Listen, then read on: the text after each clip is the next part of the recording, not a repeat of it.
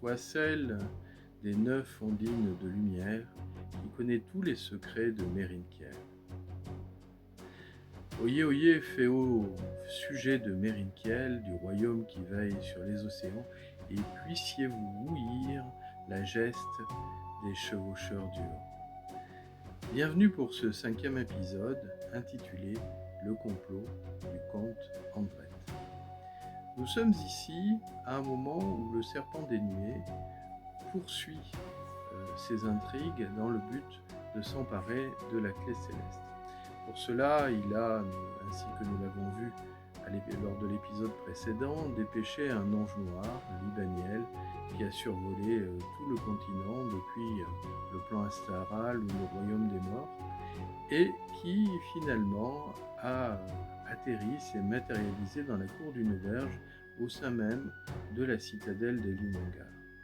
Cette auberge, tenue par un certain Logmar, est une auberge assez confortable et cossue, fréquentée surtout par des hommes, dans la mesure où des propos un peu paillards peuvent émailler les discussions et l'ambiance de cet établissement, et surtout les hommes d'un certain niveau social qui fréquentent l'établissement peuvent y trouver toutes sortes de plaisirs. Libaniel prend alors les traits d'un riche marchand. Sa description est donnée, est assez somptueuse. Il porte une tunique verte brodée de fil d'or, une culotte cramoisie, damassée, des hautes bottes de cuir, et son visage angélique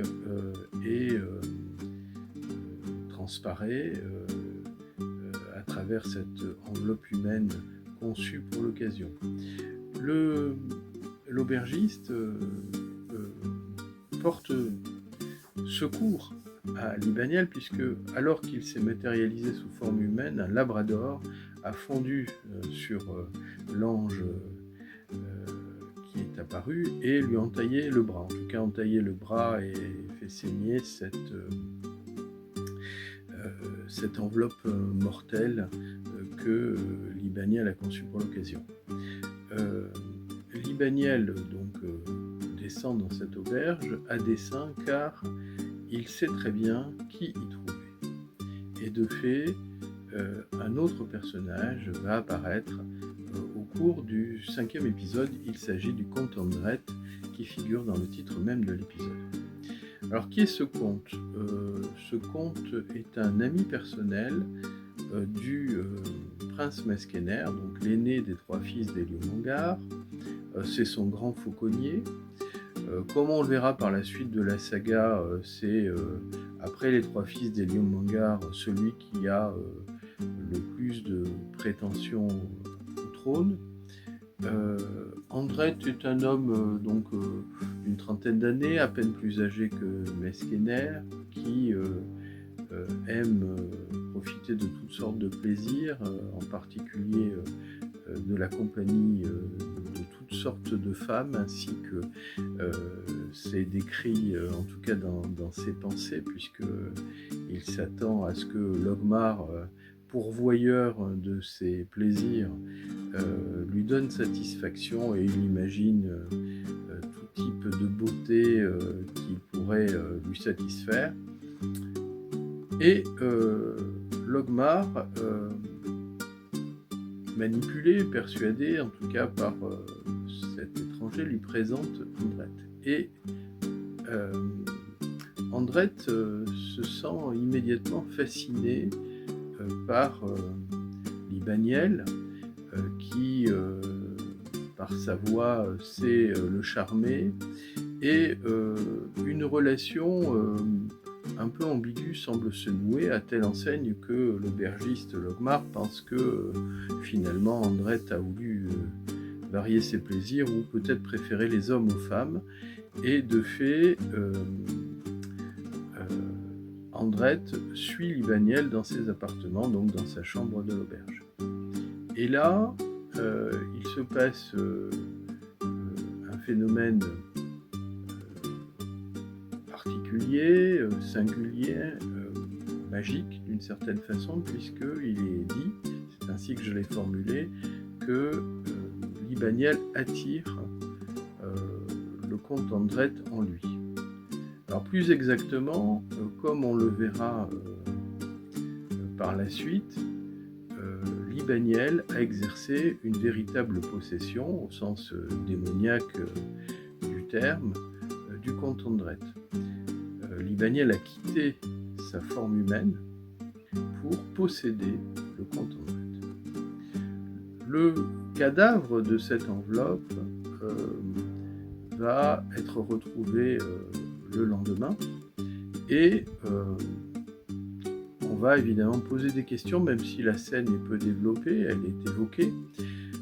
Le prévôt des marchands va s'enquérir de la situation, de ce meurtre, et de l'identité de cet étranger, et Locmar va prétendre avoir oublié de noter le nom de cet étranger. Alors, soit qu'il l'ait fait par habitude pour ne pas avoir d'ennui, ou qu'il l'ait supprimé, ou encore que le pouvoir de l'Ange Noir à le subjuguer lui a fait oublier cette formalité pourtant obligatoire. Toujours est-il que on retrouve le cadavre de cet étranger, qui a la forme délaissée par Libaniel, le lendemain. Et bon, l'étranger est anonyme, la mort est évidente, ou semble évidente au prévôt des marchands, c'est la morsure du chien du Labrador. Labrador qui lui-même a été retrouvé mort dans la cour après avoir mordu cet ange pernicieux. Andret, plus exactement Libaniel possédant Andret, va ensuite se rendre dans le palais et commencer une discussion avec le prince Mesquéner.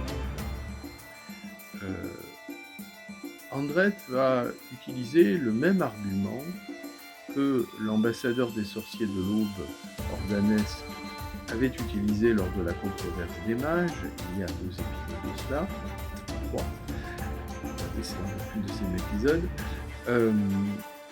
c'est-à-dire Mesquéner est l'aîné, il jouit du droit d'aînesse et il ne va quand même pas céder le pas devant ses petits frères.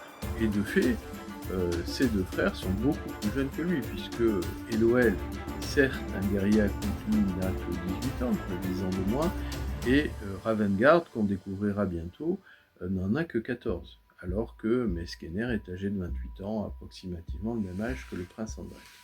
Andret évoque aussi la possibilité de le soutenir, de faire un coup de force, que Mesquéner compte des partisans dans le royaume et qu'il peut forcer la main au vieux mage du Conseil des Neufs.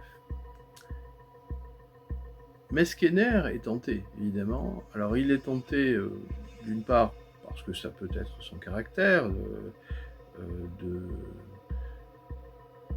d'ambitionner, d'exercer le pouvoir, et puis également par orgueil. Après tout, c'est lui le frère aîné, de très loin. Ça semblerait naturel qu'il succède ainsi à Eliumangar. Ça, c'est une chose. Et puis, évidemment, comme c'est Libaniel qui parle à travers Andret, ce qui étonne d'ailleurs Mesquéner. Mesquéner s'étonne de ce qu'Andret s'intéresse soudainement à la politique, parce que c'est pas son habitude. Andret préfère les plaisirs, la chasse aux faucons, ainsi que l'indique sa fonction, les plaisirs qu'il trouve dans les auberges comme celle de Locmar, etc. Donc Mesquéner hésite. Et ce qui le fait d'autant plus hésiter est un traumatisme d'enfance, puisque, alors qu'il n'était âgé que de 5 ans, sans qu'on dise précisément ce dont il s'agit, Mesquéner a été témoin d'un événement où la magie était en jeu. Et tout cela l'a traumatisé durablement à telle enseigne qu'il a peur terriblement de la magie des 9 mages. C'est pour ça qu'il hésite à franchir le pas, et effectivement on se demande s'il va réellement agiter, intriguer pour parvenir au pouvoir, ou bien s'il va y renoncer. Et de fait, Meskener va être interrompu dans ses réflexions ainsi qu'Andret, puisque les mages vont finir par se décider. C'est ce que nous verrons lors de l'épisode suivant, du prochain épisode, le décret de Mélaniel. Finalement, le complot n'arrivera pas pour l'instant, en tout cas, à être ourdi. Ce chapitre montre toutefois les progrès du serpent dénué, puisqu'il a déjà un sujet, un suppôt en la personne de l'ange noir Libaniel au sein même de la citadelle, il est proche de pouvoir ainsi s'emparer de la clé. Alors que Ahriman, d'une intelligence certes troublante et supérieure, a, semble-t-il, adopté, en tout cas en apparence, une stratégie plus longue, puisqu'il s'emploie méthodiquement à détruire l'intégralité du continent et des clans magiques qui soutiennent le royaume, pour pouvoir ensuite pénétrer dans la citadelle.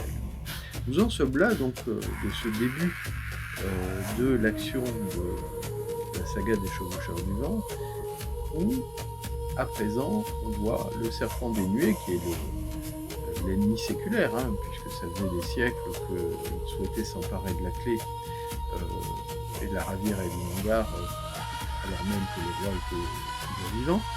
Et Ahriman, ce trône déchu, retardé, comme on voudra, qui, depuis 2 ans, s'est manifesté. La saga montre dès le début la situation difficile dans laquelle se trouve le royaume. Est-ce que le décret de Mélaniel, personnage que nous avons présenté lors de la controverse des mages et qui se terre dans un silence contemplatif. Est-ce que Mélaniel va s'exprimer et trouver, parvenir à une solution pour régler à la fois la crise successorale qui agite le royaume depuis le décès tout récent de Mangar? Est-ce même que ce décret va permettre de sauver ce royaume de sa perte qui paraît assez inexorable, tant les armées d'Ahriman sont puissantes que les plans tortueux du serpent dénué parviennent à jouer une partition périlleuse et compromettant l'avenir du royaume. Que si la clé céleste qui ouvre la cité marine tombe en leurs mains, de l'un de l'autre ennemi, eh bien, le trésor de l'humanité qui permet à celle-ci de sauvegarder son intégrité, sa dignité et surtout sa liberté, eh bien, risque de prendre fin. C'est ainsi que s'achève ce court épisode, le 5e, de ces chroniques. Je vous donne rendez-vous dimanche prochain pour le 6e épisode, le décret de Mélaniel. À très bientôt.